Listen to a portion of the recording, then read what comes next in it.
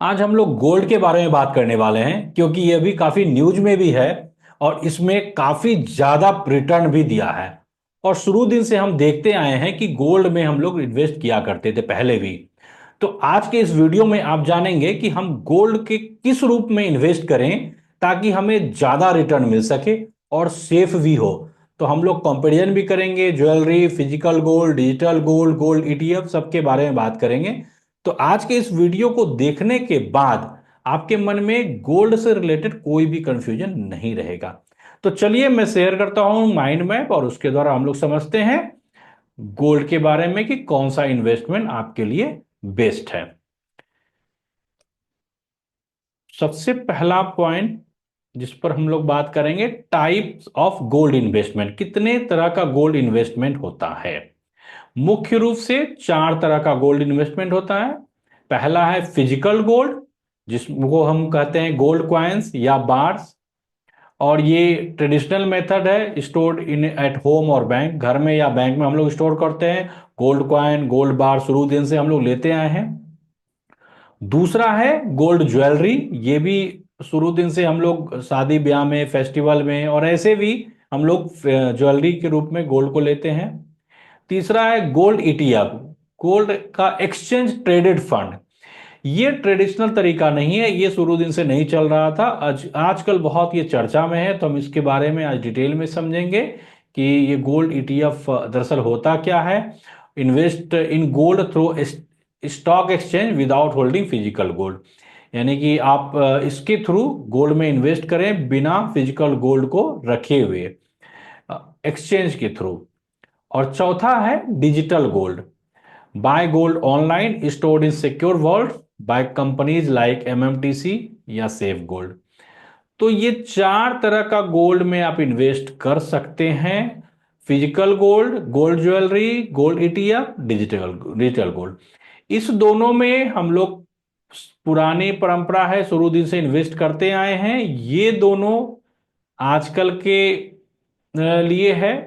तो हम लोग सबको डिटेल में समझेंगे और सबके बारे में जानेंगे किसमें क्या फायदा, और कंपैरिजन भी करेंगे। तो सबसे पहले हम एक टेबल के द्वारा कंपैरिजन करते हैं, तभी हमें क्लियर हो पाएगा कि किसमें फायदा है इन्वेस्ट करने में।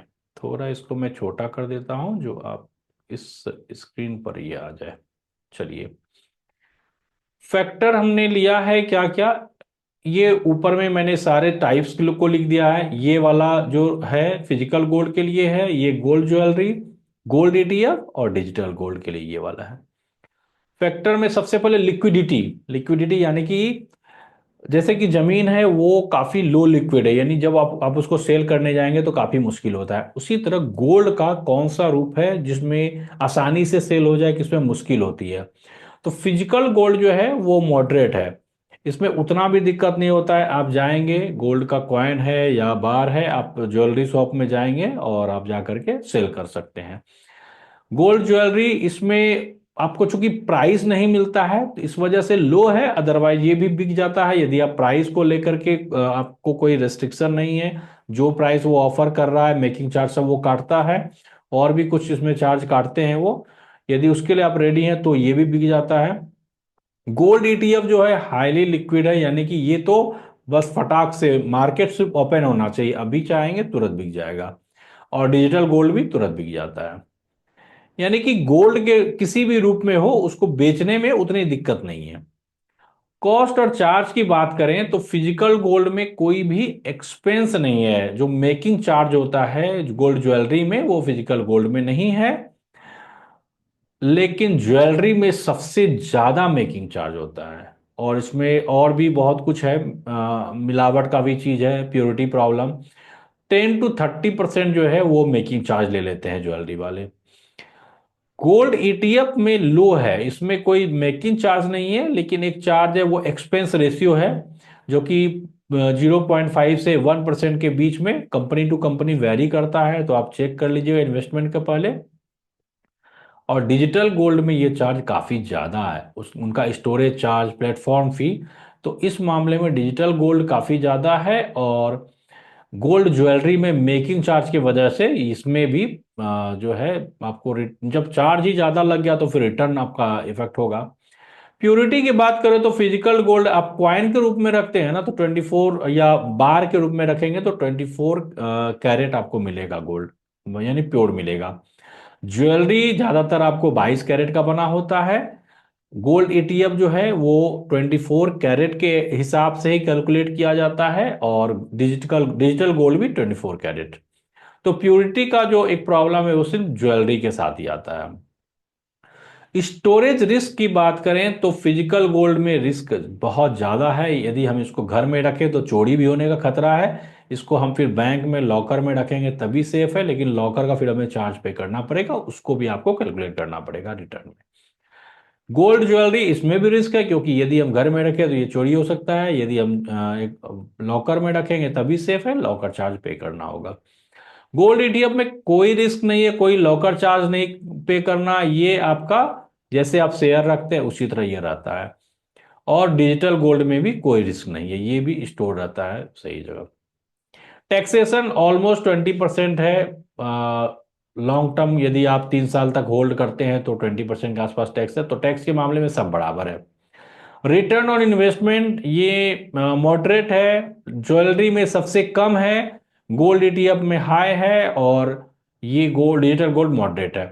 तो कंपेयर करें यदि इस चारों तरह में, तो सबसे ज्यादा रिटर्न आपको गोल्ड ईटीएफ में मिलता है। चलिए अब आगे बढ़ते हैं और अगला पॉइंट समझते हैं। कंपेरिजन हो गया। तीसरा पॉइंट है problem with physical gold and jewellery. Problem क्या है फिजिकल गोल्ड और ज्वेलरी के साथ में, हम जाने ही कि इसमें चोरी होने का चूंकि सिक्योरिटी प्रॉब्लम है, और ये एक इन्वेस्टमेंट पॉइंट ऑफ व्यू से आप ज्वेलरी नहीं खरीद सकते हैं, क्योंकि इसमें मेकिंग चार्ज है। 22 गोल्ड कैरेट गोल्ड होता है, 24 कैरेट नहीं होता है, और सेलिंग के समय भी आपको मेल्टिंग लॉस और ये सारा चीज मेकिंग चार्ज काटता है। तो ये इन्वेस्टमेंट पॉइंट ऑफ व्यू से बिल्कुल ज्वेलरी जो है वो फिट नहीं बैठता है। और physical gold has rise like storage risk, storage issue भी है, चोरी होने का खतरा, और रेगुलर रिटर्न, यानी कि आपके पास ज्वेलरी या फिजिकल गोल्ड रखा हुआ है, उसमें आप चाहेंगे कोई रेगुलर इनकम या रिटर्न मिले, वैसा नहीं होगा। डिजिटल गोल्ड, डिजिटल गोल्ड में इसका प्रोस और कॉन दोनों समझ लीजिए। ये खरीदना आसान है, 24 कैरेट में मिलेगा, और इसके लिए डीमैट अकाउंट नहीं चाहिए। इसमें दिक्कत ये है कि ये हाइयर स्प्रेड कॉस्ट है, स्टोरेज फी है इसमें, और ये सेबी जैसा कोई रेगुलेटरी नहीं है इसको जो कि कंट्रोल करेगा। ये कौन सा हो गया। वर्डिक्ट ये है कि ये ठीक नहीं है लॉन्ग टर्म इन्वेस्टमेंट के लिए। डिजिटल डिजिटल गोल्ड बिल्कुल फिट नहीं है लॉन्ग टर्म इन्वेस्टमेंट के लिए, इसलिए डिजिटल गोल्ड को अवॉइड कीजिए। गोल्ड ईटीएफ जो है ये बेस्ट ऑप्शन है। गोल्ड ईटीएफ बेटर है इन्वेस्टमेंट के लिए, क्योंकि इसमें कोई स्टोरेज चार्ज नहीं, कोई चोरी होने का खतरा नहीं, डीमेट फॉर्म में रहेगा, एक्सपेंस रेशियो भी कम है, और लिक्विडिटी है, आप जब चाहें तब आप सेल कर सकते हैं। और लास्ट पॉइंट है कि फाइनल रिकमेंडेशन ये है कि यदि आप गोल्ड में इन्वेस्ट करना चाहते हैं तो गोल्ड ईटीएफ को ही चुनिए। लेकिन इन सबसे भी अच्छा एक चीज है जो कि अभी नहीं आ रहा है, और वो क्या है, वो है SGB, sovereign gold bond. Sovereign gold bond सरकार के द्वारा, आरबीआई के द्वारा लाया जाता था, अभी कुछ मैंने काफी साल से, 1-2 साल से वो बंद हो गया है। वो सबसे अच्छा था, उसमें रिटर्न भी आपको इंटरेस्ट भी था, और गोल्ड के रेट में आपको रिटर्न भी था, तो वो द बेस्ट था। तो एसजीबी जब भी आए, सॉवरेन गोल्ड बॉन्ड जब भी सरकार को लेकर आए, आप इमीडिएट अप्लाई कीजिए और एसजीबी खरीदिए। और अभी जब तक नहीं आ रहा है तो आप गोल्ड ईटीएफ में इन्वेस्ट कर सकते हैं। कमेंट के माध्यम से अपने क्वेश्चन को बताइए, और आप यदि विशेष जानकारी चाहते हैं फाइनेंस से रिलेटेड, स्टॉक मार्केट से रिलेटेड, और यदि आप सीरियस हैं और सीखना चाहते हैं तो डिस्क्रिप्शन बॉक्स में मेरा नंबर है, व्हाट्सएप के द्वारा मैसेज कीजिए। Thank you so much.